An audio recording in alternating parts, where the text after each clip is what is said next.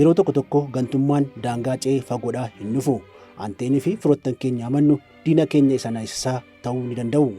Akkaataa barsiisa kiristaanaatiinis kan ilaallu yoo ta'e, Yesuus Kiristoos dabarfamee kan kenname ergamtoota kootii kan jedhee keessaa tokkonidha.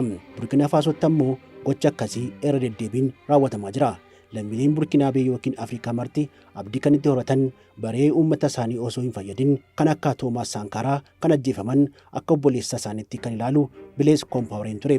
Lammiileen biyya kanaa amma immoo Ibraahim Tiraawureen Saankaraa lammaffaa irra deebiin nuuf dhalatedha jedhanii gammachuu isaanii osoo hin xumurin namicha kana ajjeesuuf yookiin immoo aangoo irraa buusuuf kan halkanii guyyaa carraaqan heddumataniiru.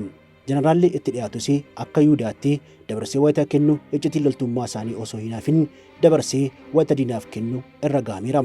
Duuba namicha kanaa immoo namoonni nageenyaa lammiilee biyya alaa ta'anii ni argamu. Kaayyoon isaaniis filannoon itti aanu osoo hin dhiyaatin dursanii uummata kootu natti caalaa jedhee fuula isaa kan itti naanneffate Ibraahim Tiraawuree yeroo dhumaatiif aangoo irraa buusuuf yookiin ajjeesuudha.